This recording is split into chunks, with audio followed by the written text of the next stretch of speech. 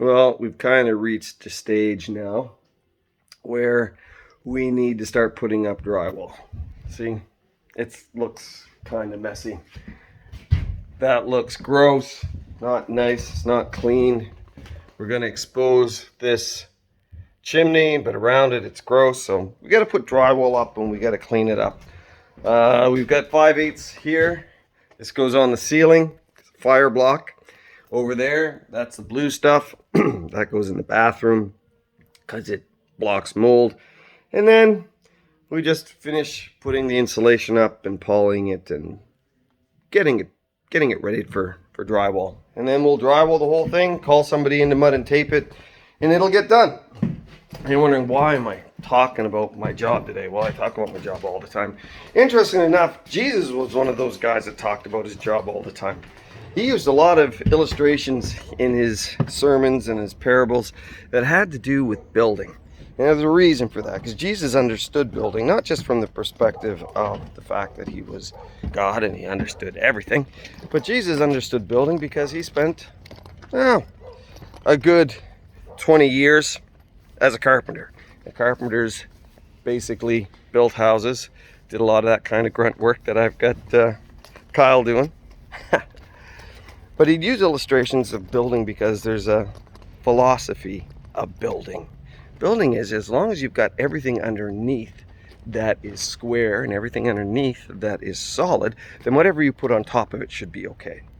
See, we have a tendency to look at the drywall and the paint and the finishing and say, ooh, what a well-built house. But you know, when we bought this building here, there was drywall and there was molding and there was kitchens and flooring and looked pretty good, but when we pulled it up, it was a mess. So what I ended up having to do was tear a whole lot of stuff out because, well, it was rotten. The floor, what was holding up the floor, was rotten, had to go. What was holding up some of the walls was rotten, had to go and be shored up. I had to do foundational stuff. I had to do a bunch of stuff that really nobody's ever gonna see. Actually, my partner Ron said take pictures because if we ever sell the building, they're not gonna be able to see it. You know, the church is like that. When people come to looking for a church, the first thing that they look at is the pastor. Well, and you know what? It makes sense because the pastor's the one that's up there preaching. And maybe the music. And those things, I'm not saying that they're not important.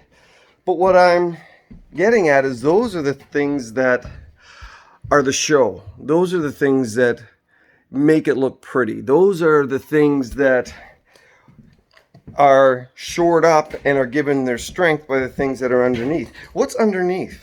When it comes to the church, what's this kind of stuff? What are the studs? What are the walls? What are the joists? Well, I believe that those are the everyday parishioner in the church that takes their faith seriously and says, I want to be used of God. I want God to take the gifts that I have and the abilities that he's given me and use them for the furtherance of his kingdom and his glory. See, it's not that a pastor isn't important, but a pastor can only do so much. Actually, a pastor can do less than the parishioners can, and I'll tell you why. Because what a pastor does is affirm what the parishioners in the church have been telling their friends. It's come to church and listen to the message, maybe spoken in a way that maybe is communicated differently or more effectively than you would personally. And that's okay if God's gifted the pastor to speak and to preach, and that isn't your gift. But it's only going to have credibility if the person that's bringing the church has already shown that credibility. See, God uses the pillars of the church, the people as the pillars of the church.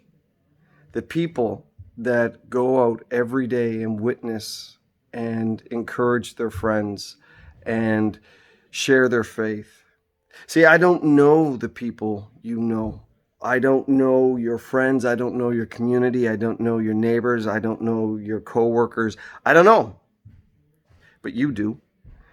See, if everybody in the church brought one person to church on one Sunday, the church would double in size. If the pastor brought one person, there would be just one more person in the church. Now, I'm not saying that the giftedness of a pastor might make it easier for people to stay. If this house isn't finished nice, doesn't matter how strong it is, people will get tired of being inside of it. So the pastor can be part of the process in making it a place where people feel comfortable and feel fed and feel safe and feel secure and feel that it's a place where God can minister to them and they can minister for God. I mean, the pastor does have a role, but the strength of the church is in its people. So don't ever feel that your gift or your part to play is minuscule because you're not up on stage.